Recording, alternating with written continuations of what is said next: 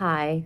So, what to look for in a manipulative woman, and what are red flags that you should absolutely look out for and stay away, because they will kill your energy and they will drag you down to their level. This saying, misery loves company, is true. So, borderline personality is very common in girls today. Boys too, women, men, whoever. So the traits, so I'm going to read you some of the characteristics and then give you some examples. So like it says intense and quickly changing moods. So a lot of times people mistake that for bipolar. Bipolar is an energy disorder. So you're either like up for 2 weeks and then sleeping for 2 weeks. That is completely different than changes in moods. So changes in moods is like something can just set her off. Like, okay, say but you won't know what it is because you just are living your life, and it could be just like an ordinary, like maybe you're on the phone too long. No, she's not getting attention. So it's not tied to a strong belief in something? No, it's just like it the simplest thing could just set her off. So Or him. Trying to think. Or is it mostly women? Yeah, you know what? They call women borderline and men sociopaths, but they're both personality disorders and they're both very similar. So, manipulation is a very big indicator and characteristic of both. But either way, whatever it's called, stay away. They're manipulative and they'll suck your energy. Word. Yes, like a vampire, emotional vampire. So, so the mood changes, and it's like, what they're really thinking when they're angry is they want you to come and just, they're pushing you away by being angry, but deep down they want you to say no, everything's okay, but instead of asking you first love, they test you and create parameters to make you fall into a trap that you don't even know about. And if you react one way or another way is the way that they judge you. And you can never do right. That's another thing. Insatiable. It's insatiable because the testing pushes your limits. And it will keep pushing your limits, and there's no end to it until it's always like about breaking up. I'm leaving. When it's the threat. It's always the threat to see you like, okay, let's deter this whole conversation because we're going to focus on I'm leaving you.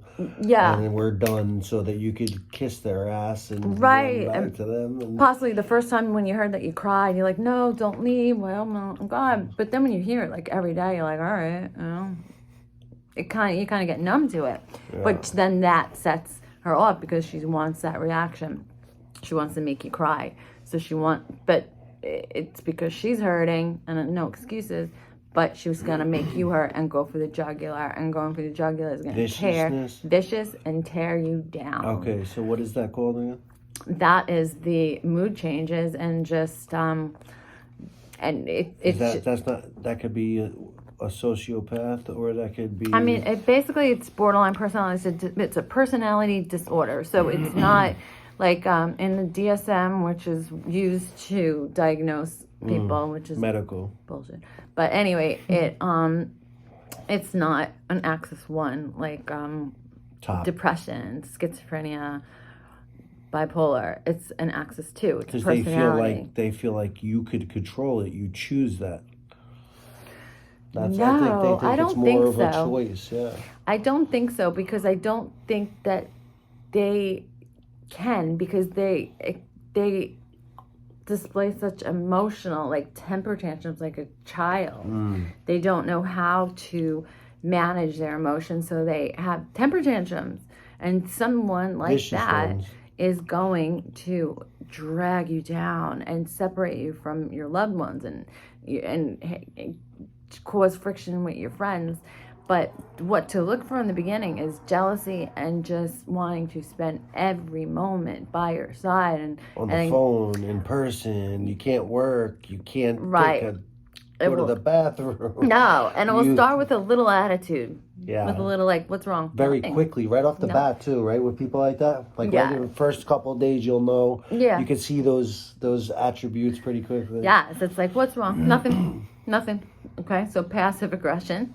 So no communication, just, do you know what passive aggression is? Yeah. How do you explain passive aggression? Just like, like if I am saying something but wanting a different result, but not being direct, it's kind of like backdooring people, but right. displacing the energy to somebody else, the blame shifting. And yes. So like, passive, so you're gonna be like, no, I didn't do that, I like, do something subtle to piss you off and be like, what are you talking about? It's all in your head. Talk about it all the time. Yeah. Talk about things all the time that it shouldn't even be, like, normally wouldn't even be at topic, because they have fear of... Talk about what? Like, what kind of things? I don't know. I feel like people, like, have things that they want to say, but they don't say them. They create, like, these traps and kind of, like, put little breadcrumbs of things just to... And it takes, like, from here to all the way to here to figure out what that person is... Well, we'll drive you crazy trying to figure out what goes on in someone like that's it. So, like, the breadcrumbs as if, like, it's, like, really, like, if she hates you hanging out with a certain friend. Like, something you can like just that. Tell. Like, there's just always something. Right, they won't be direct, but they'll start scenarios. They'll start problems. Like, John was being mean to me today. Yeah. And do you know your friend the way he looked at me today? Yeah. And then all of a sudden, like, down the road, it's like, you better not be hanging out with him, They isolate you. Yes. And you don't realize until you look back that you don't hang out with your friends because you feel like you're doing love to your spouse because of manipulation. Right. If you love me, why would you want to give that time to them instead of me? You must not love me. You don't want to spend time with me. Or like what I was saying before is like all of a sudden they get sick and like, oh no, I need you. Yes. So now feeling empty and angry. So a pervasive feeling of emptiness goes along with borderline. Anger can also boil quickly. It kind of goes along with that. So borderline usually has a tough time controlling anger. Well, that's pretty much goes along with that.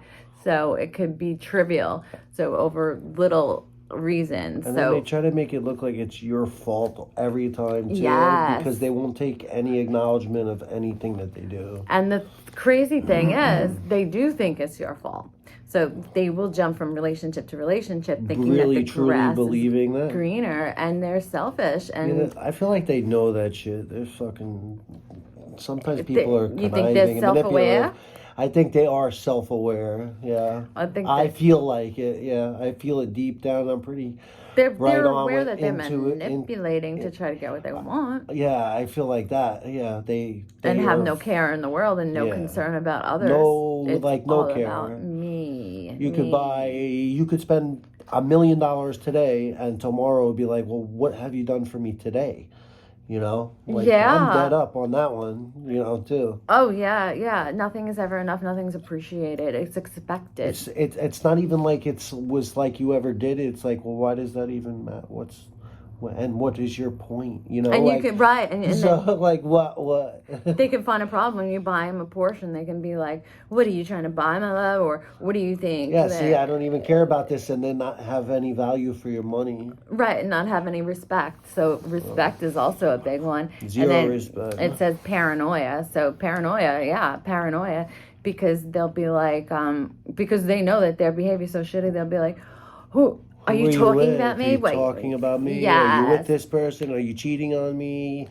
I know you're cheating on me. Paranoid delusions of, meanwhile, you're doing everything by the book completely 100%, and they're doing everything the opposite. Yes, and putting all the blame on you. Right, because they want to hurt you before you hurt them. And you just try to avoid confrontation because you're like, all right, you know what? I don't want another fight. I know they're gonna blow up. So so let me walk on eggshells and please that person. And meanwhile, that person does whatever the heck they want. And you don't realize that, though. See, that's the problem. People don't realize that they're on the back end, living their life to the fullest, and they don't care what way you would react if you found out either.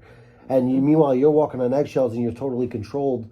They know exactly where you are, when you are, what you're doing, but they know all that, and then they're on the other side doing whatever they want. Exactly. That's the shitty part of figuring that out, though. Because they're paranoid and they still don't believe that you're doing the right thing. It just doesn't click that somebody can actually do the right thing for them. So they just expect everybody to screw them over. So they will screw you over first, hurt them before you hurt me. So that is disassociating when stressed. So this disassociating is a new term that I've seen within the last couple of years. Everyone's talking about, disassociating. What the heck? Okay, so they act like that. They don't even know what that is, or it doesn't exist. Something, a belief, maybe a disassociation. Well, it says the extreme manifestations of borderline is disassociative state that can happen when the person is under stress. So they disassociate, lose touch with real. Okay, so like delusional. Okay, possum. My father, for instance, he's schizophrenic. Yeah. When he feels attacked, he gets, and he's paranoid. He becomes like a possum. That's his new thing. I don't know where it started, but it started. Does a possum go to sleep? No, he won't even acknowledge if you're talking to him. He'll just keep his eyes closed and choose to not associate with reality or with you or with anything that's going on. He'll just pretend. He'll just shut down his emotion. Complete shutdown of everything. Yeah. Right, and that's the thing. Like they'll just they put up an emotional wall, but they put up an emotional wall in a non-healthy way.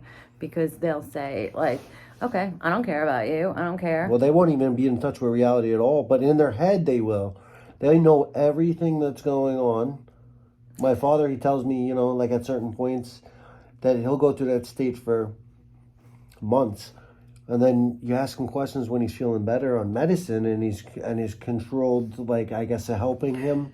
Well, the difference between schizophrenia and a personality disorder is there's actual brain scans to show that it's a brain disease. Yeah, he's brain. Now, a personality disorder is just dysfunctional, just choices. Insecurity is the foundation of it. So this is from being around certain environments that have triggered these kind of fears and anxieties of losses, of abandonment issues, serious abandonment issues, serious to the point where they are creating it because they're pushing you away. Now, why do people, or why do you find that people get like that versus asking questions? They don't have the ability to, or they don't want to communicate. It's like pride. It's like they want you to go to them and they want you to be the one to kiss their butt and beg and cry and cry, and then if you don't, and then when you did in the beginning and now they see that you don't love me no more, right? You don't love me anymore. Now they're gonna try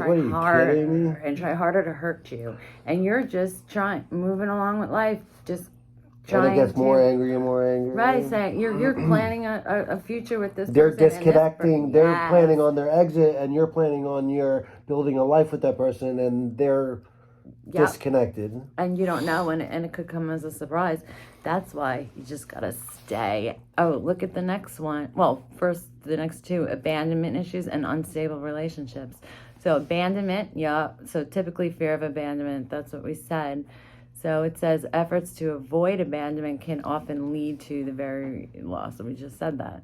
So unstable relationships. They even have unstable friendships. And this is due to the person idealizing. Okay, so they either love you or hate you. That's another trait. So they're clingy, or they push others away to avoid eventual rejection. That's like paranoid delusions. They think that something is going to happen before it happens, and even though it's not, they will make it and force it to happen by keeping that going in their head. It's got to go a certain way. Like when they constantly accuse you of cheating, I'm cheating. You know what? A lot of times people end up just saying fucking, "Ooh, screw it. I gotta beat that," right? No, you're on the internet. We could say fuck. No. It's YouTube. Yeah, it's the internet. Okay, so they just say first of all that self-fulfilling prophecies. So they absolutely create the thing that they most fear. Excuse me. So where were we with the unstable relationship? Anger management problems. So the fight to the extent of the actions constitute assault criminally related to anger is uncommon. So, okay, so the criminality, like cops are going to get called. They're going to get in trouble for raising their voice or screaming or breaking things or starting problems. Right. So like when they're pushing your buttons and pushing the limits, a lot of times the cops are included in that. Like, I'll call the cops on you. So what is that? Why do they want to push something to the head? They threaten you to... They want to keep you walking on eggshells, so they threaten you to keep you in control. Yes. A fear that they could actually literally lie and make up a story and put you in jail on purpose. And they tell you that, and you will fear not going to jail for a fucking lie. Right. Oh boy, that was pretty crazy. After this, but anyway, so I think that's everybody. I mean, I'm sure everybody experiences people like this throughout their life, through childhood, through adulthood. You deal with children that it's like dealing. It is like dealing with a child that's 2 years old that doesn't get their way all day long as a grown adult, except that child was maybe a bad kid and used to manipulate or get angry when his little brother or sister would get a little attention. You turn around and he hits him with a shoe or something. Yeah, but mom and dad didn't do their job, and these personality disorders are characterized by dysfunctional upbringings. So it could be dealt with. It's something that could be managed better than it would with somebody that doesn't get any help or knowledge. It could be coached through. Oh boy, let me tell you something. Therapists do not want to take on more than 1 or 2 borderline patients at a time because they drain you. Yes. They require. They know every law and every little thing, and they use the manipulation to tell you, well, you're not doing this for me. Well, aren't you supposed to do this? It says on your website that you do this. And there's no understanding, and with them, they don't have any empathy. Well, right, how you put yourself if in someone else's shoes. Oh, well, maybe she was busy. She's got going on. No, it's all about them. All about them. So that's why they either love you or hate you. This is a good one. Misinterpreting facial expressions. Borderline personality disorders feature a tendency to see negative emotions where others don't. That's a big deal, right? Yeah. I seen the way you just looked. Like what? Everything is negative. Everything, and it's delusions. So it's when you'll be on a phone call with somebody and you'll say she, and she'll be like, "You're talking about me. You're talking about me." It's all about me. Yeah, everything is. Well, there's no selflessness. So anything that's about you actually it makes them angry. Usually, they get angry that you get attention on anything if it's not about them. Absolutely. And then they have such low self-esteem, and when people, and even being take borderline out of the equation, being with a partner who has low self-esteem is not. You don't want to do that either, because low self-esteem, they'll drag you down. So they'll drag you down. We constantly have to reassure somebody. Yeah, it's draining. It's like you want a relationship where you can just be relaxed and just build each other up. But this that should be the way. Down. See, that's the opposite. See, I've learned that firsthand. Is you get that person will actually work against you instead of as a team. Yes, they're constantly working against you once they get to that point. And it's like anything you try to build, they try to wreck. Yeah, and you could blatantly notice it though. At a certain point, if you take a step back, you've been around those. Everybody's been around people like that.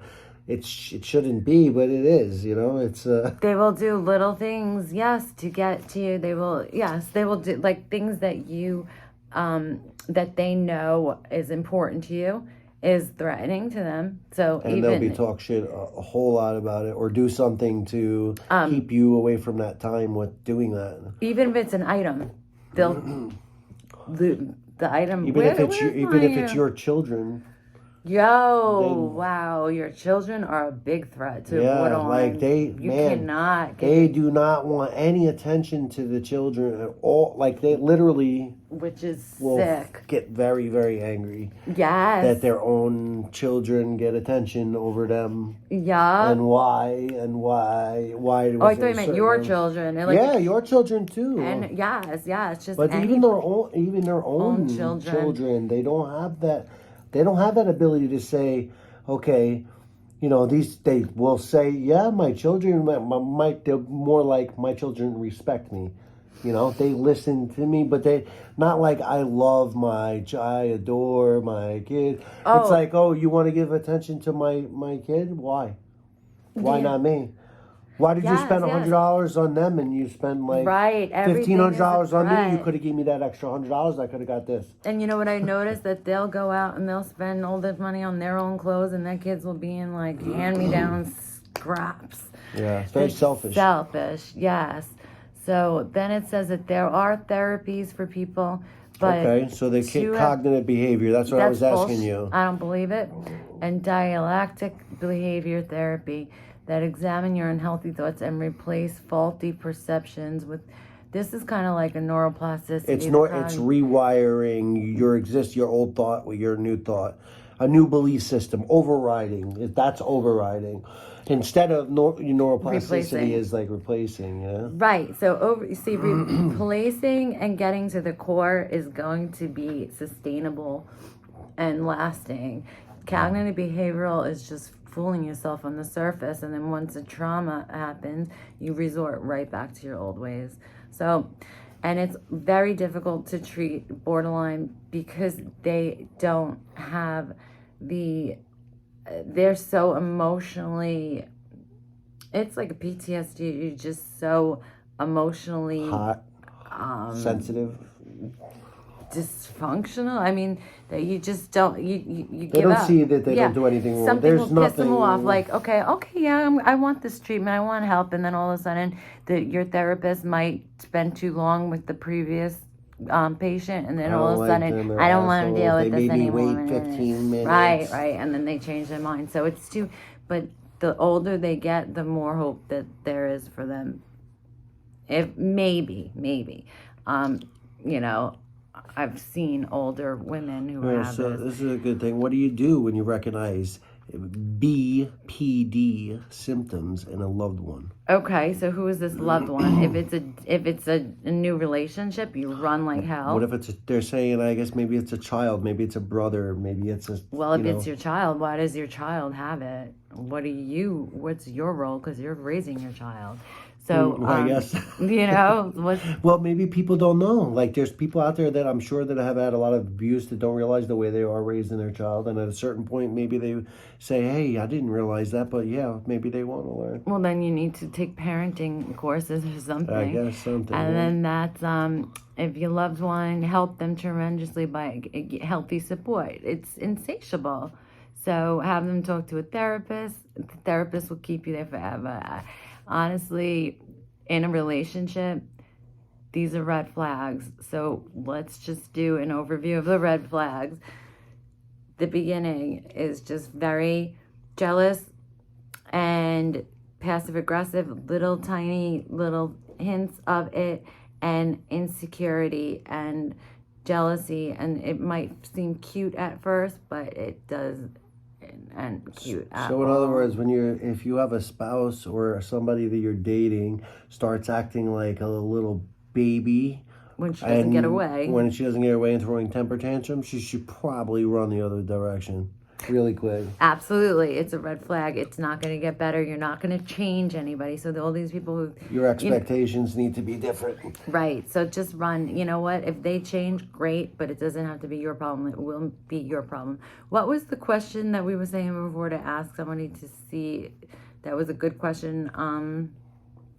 Okay, when you are on dates, ask disqualifying questions and see, you know, where someone's head is at.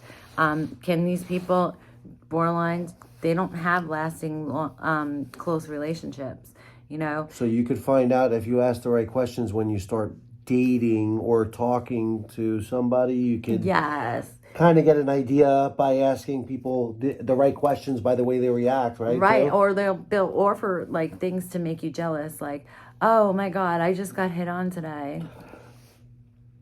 Or you should see how many guys. Oh my God, that's my mind's blown right there, because I used to be like, why would you even be in a relationship with somebody and come home and be like, oh, so I got flirted with today by this like pretty good looking guy, and like tell these stories, but almost to like make you pissed off though. But it's always like, well, see your maybe not a guy, reaction. maybe it's a girl, maybe it's somebody else. Yeah, so they're gonna try to get a reaction from you. They're gonna tell you stories about how like their ex bought them all these beautiful. Compare you to different things, right? Like, oh, I used to get treated like and just throw things out there to see your reaction. Yeah, all the time though. Like, and it gets worse.